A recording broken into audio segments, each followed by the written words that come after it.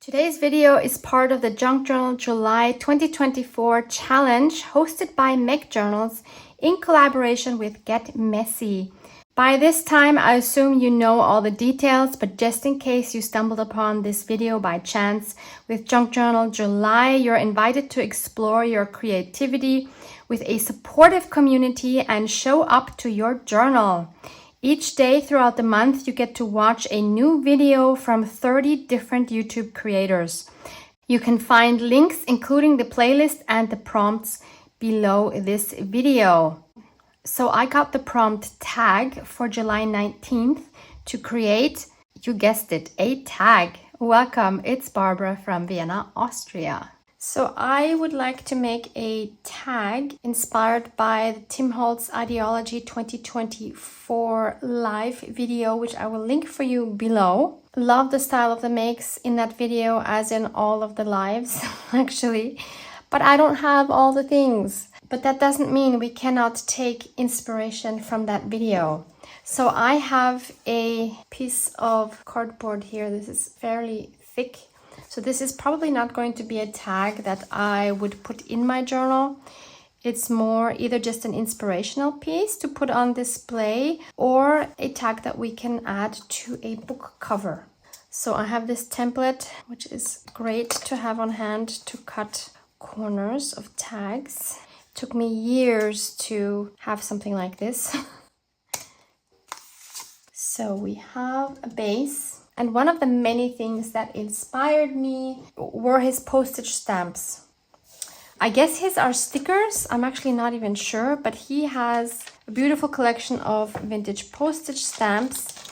I have real postage stamps, so I would like to make a background using these. What is super helpful is that I have my generic stamps organized by color. So this is really great now. I think what Tim has for his postage stamps, from what I saw from the makes, they all seem to have the same size or a similar size, or many of them do, because when they line them up, they are perfectly aligned. Obviously, when you have a variation of stamps, that is not going to work. So we'll see how this looks. But first, I need to decide on a color scheme. Should we go for vintage and brown and orange, or do we go colorful with red, orange, and purple, pink, or greens and blues? No, not feeling the greens and blues. And this postage stamp album, by the way, is from my local flea market. Sometimes I'm lucky to find things like this. I think we're going to go with the purple and pink and maybe into this maroon color. Question is, am I brave enough to just glue them on, or do I first have to lay them all out? Actually, I think I need to start from the top. You know what? Let's start with orange and then go into the reds and pinks and purples. I think that sounds amazing. So let's see if I have some with a similar size. The ones on the top obviously will be cut off a little bit because we have the edge there. Thankfully, I have some that even have the same motifs. I'm going to use Liquitex matte gel for adhering my stamps, and I'm going to use this silicone brush, I think you would call it. So let's be brave and just adhere them. So I'll just cover the first row with my matte gel and start gluing these down. So we'll cut these off later. So maybe now we can do a row of darker orange. If I can find enough with the same size. They're not a lot darker, are they? One more, please. Yes. So same procedure as before. I think I will be adding a layer of the matte medium on top afterwards as well. Obviously, you can also use a paintbrush. What I like about this one is that I don't get the strokes of the paintbrush. So this is quite smooth when I apply it. Oops. Okay, now we can move into the reds. Seem to have a lot with the Queen of England.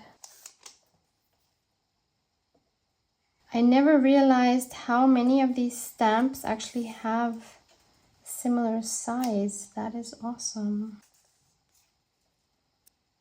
Perfect.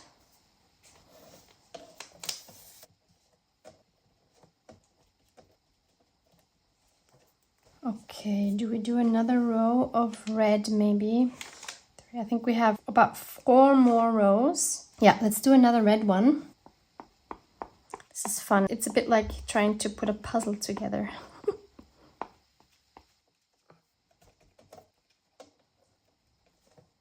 Okay, so now we can move into the pinks. These are more maroon. Let's go for maroon then. It's been such a long time since I have used my stamps, so this is so cool that I finally am using them. I hope you have been finding lots of inspiration in these Junk Journal July videos. Personally, I love watching these because each creator's art is so different and there is just so much inspiration in these videos. Oh, this one's actually a bit short. No. This is not gonna work. This one, and then we just need one more. They're all just the tiniest bit too short. How is this possible? There we go, found it. Okay, so finally let's do the purple. We'll start with the lighter purple.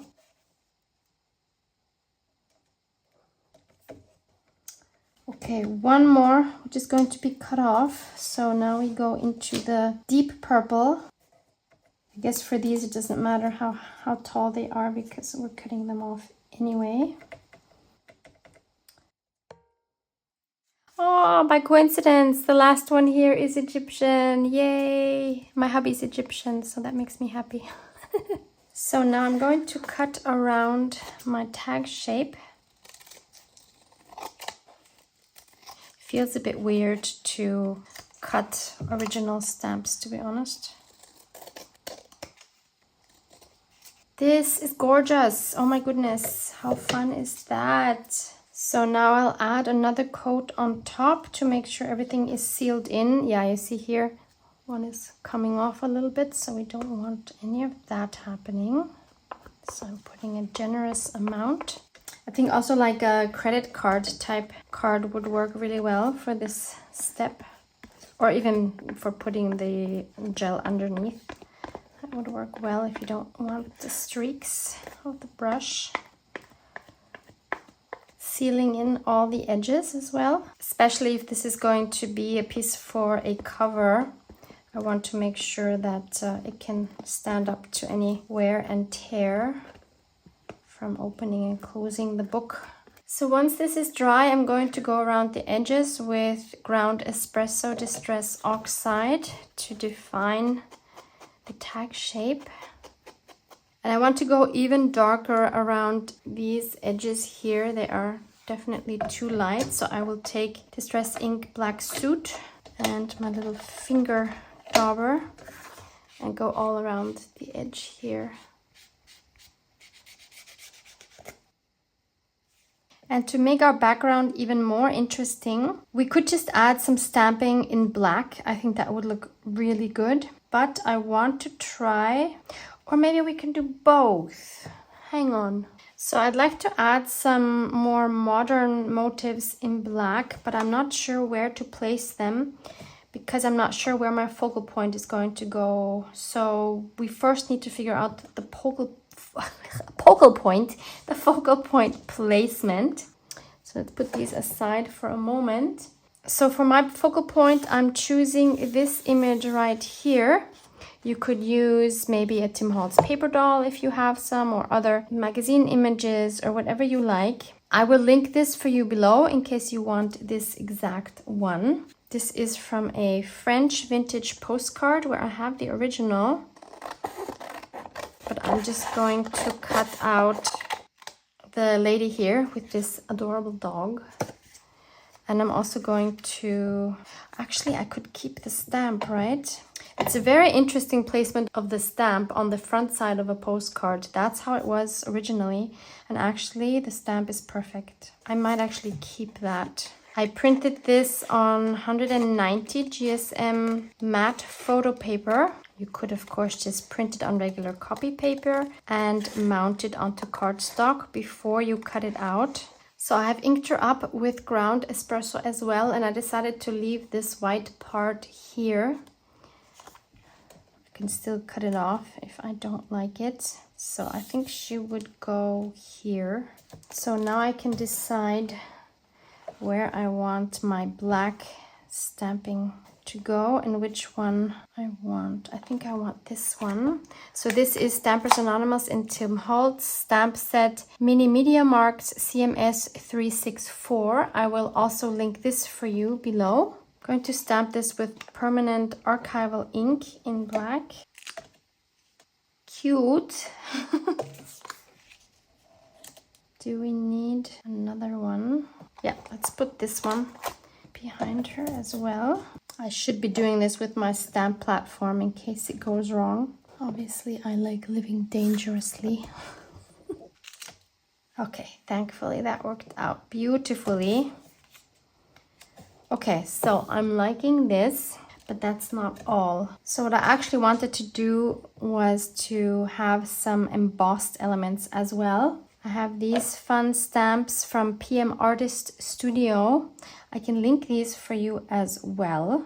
And I'm going to be brave and emboss it with Candied Apple Distress Embossing Glaze. Let's do one down here because if it goes wrong, then that won't be such a problem. So I'm using my Distress Embossing Dabber. So I learned that these work better, at least on these foam stamps, better than the embossing ink pad because this embossing dabber is very juicy.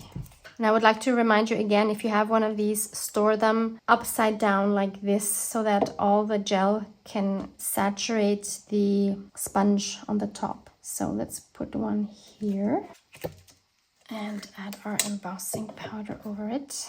I'm super excited to see what this looks like. Oh, I think it's going to be fabulous. What do you think? I love it. Yes, yes, yes. Definitely need more of that. So let's do a small one here. Embossing is really like magic. Never ceases to astonish me how beautiful the results are.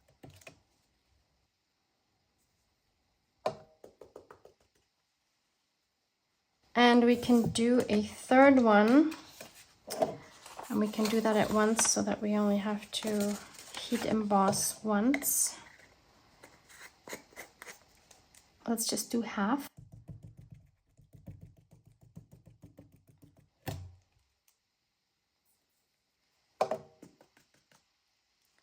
Yes. So this is what it looks like when it's all heat embossed. I am in love. What a fun background. So our image really stands out now. Obviously any black and white or sepia image now would look great on top of this colorful background. And so that this here doesn't look so foreign, I want to add a couple of paper scraps to make this look more intentional. I have my box of paper scraps here. I would love something with sewing. So I have a book page here. That works really well. Then I also see some numbers here. This is from a bank statement that I have coffee dyed. So if you're looking for numbers, take your old bank statements. Or if we want to make it a little more whimsical, we could use maybe some of this wrapping paper. with these cute golden embossed stars. There's a big one here that I want to show, so let's turn this around. Let's put the stitching here and the stars here. I think I like the whimsical version better. And since we have a golden star here, maybe we can make another one for on top here somewhere. So I have some gold foil here. This was from a helium balloon. So let's take a piece of this. I only need a small piece. And a piece of cardstock. Let's glue that on. I just love it when one thing leads to the next. I'm going to try it with this star punch, but if I don't like it, then I can also try cutting one out myself, which would be a little more wonky and whimsical. Ooh, that was not good. Okay, I think I needed to wait till the glue is dry because now we have a mess. But maybe we can just try to picture it, even though we're not going to be able to use this one. But just to see size-wise, yeah, it's a bit much. No, that would be too much. Okay, so I'm going to dry this and then do my best to hand cut a smaller star. I think it's better if I hand dry it first, otherwise it's going to be a complete catastrophe. Oh no, I cut outside of the aluminum foil. It would have been so cute. Oh, Barbara. Let's try it again. We have another piece here. So now I'll cut all around the aluminium so I know how large my piece is. Smaller scissors are the way to go. Oh no! I cut one of the legs off. What? This is not going well. Okay, I have one more small piece left. We have a little star. Whoop whoop. Was it worth all the effort? Let's see. Definitely wonky. The size is great. I feel like it's cute, but I almost feel like it needs a couple more. At least one more. Oh dear. And I think it needs to be maybe even a little bit smaller. So here's another wonky star. It's pretty much the same size. I feel like it needs another one. Okay, that took me 3 more times to make this little one. Oh my goodness, I almost gave up. Okay, so we have 3 there. That's a lot better now. Okay, I just cleaned my desk a bit because I need my space and I need things to be organized for my brain to work better. So I am confident about these pieces down here. So let's just glue those onto the image. I am also, am I? I'm just thinking, am I confident enough to, yeah, let's just do it. Let's glue this piece down.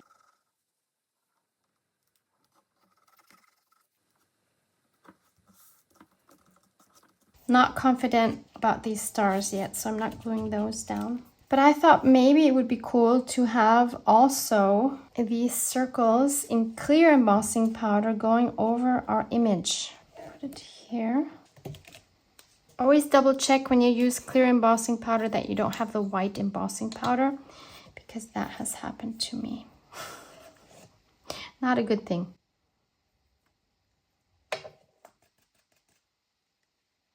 So this is what it looks like when it's embossed. I actually wish now that I would have put her down first and also embossed with the red embossing glaze over the image. And I think if I do it now, it's a bit too much. So I will do one more with the bigger circles with the clear embossing powder, because that one I think looks a bit awkward and not so intentional. So I think I'll put another one over like that.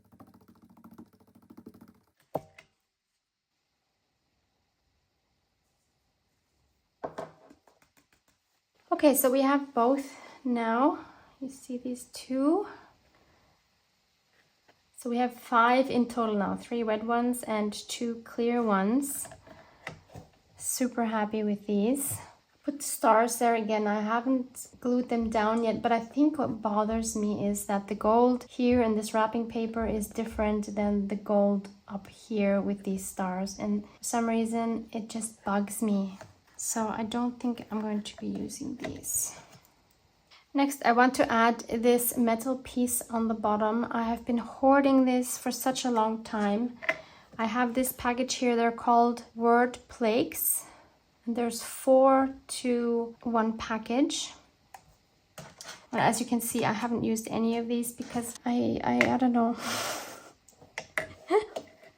I think this will go really well here, but it looks too new. So I want to try something that I haven't tried before. So let's put this on a paper, and I'm going to use some white chalk paint. I think you could also do this with regular acrylic paint or even some gesso if it's not too thick, too thin. So we go over this. Oh my goodness, I hope this is not going to ruin the plaque. I don't know how to do this because I haven't watched a video or anything on this.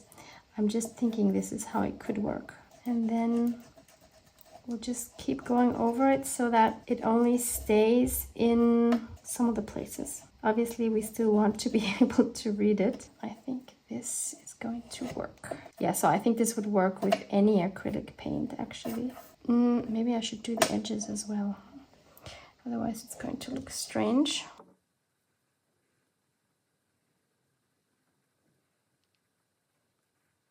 Okay, I'll show this to you once it's dry. So this is what it looks like. I like it a lot, but I wonder if we could make the writing come out a bit more by sanding some of the top layer off. Ooh. Of course, now the silver is coming out again. I think you can read it better now. So we have the silver there, but we have the white distressed look in the background. So this will go here, or will it go here? Actually, it needs to go here. Unfortunately, right over my stitching, but oh well. And it would be great if I could stitch that on. I will glue it on first so that it stays in place.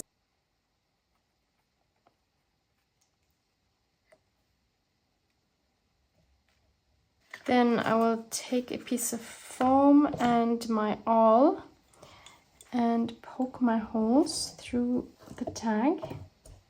One on the inside and one right next to it. And the same thing on the other side. One through and one right next to it. And then I'll take some black embroidery thread and just go around a few times. Twice is enough since the thread is quite thick. And I don't even need to cut the thread. I can just move on to the next hole here. And then I can just tie these together on the back. So let's snip these off. There's our sign. So to finish this tag off, I want to add a tag topper in fabric. I have 3 different fabrics on my short list. This is one. I like this because it has similar colors to the image here. Number 2 is this one. So the maroon in the background here is similar to some of the colors we have here in the stamps. The pink we also have, kind of. The green is a new addition, but it would work. And then the third one is this stripy one. So obviously the red we have here in the stamps and also the embossing, even though this is a darker red. I think all 3 would work. This, of course, has a more modern look. I'm so torn. Originally, I thought this one, but now I'm really not sure. I also love this vintage look because we do have this vintage image. Okay, I think I will eliminate this one because I think it's taking too much away from the image. Because having similar colors as the background makes the image stand out a lot more. So I need to decide between a more modern finish. I mean, we have both the modern and the vintage elements in this tag. So either would work. It's purely a matter of taste. I'll go with the vintage one. Wow, I'm surprising myself. I really thought I would use the modern one. I am going to fray these edges a little bit. It's nice when you can surprise yourself, right? So here's my finished tag. I added some stitching here on the top. Now imagine this, for example, on a book cover. That would make a really cute journal. But for now, I'm going to hang this up in my room together with some other tags. Let me show you. So until it finds a permanent home, it will live here next to my other tags. So I hope you found some inspiration, and don't forget to check out the other amazing creators in the playlist. It's all linked below, all the information you need. Love you guys. Mwah, mwah.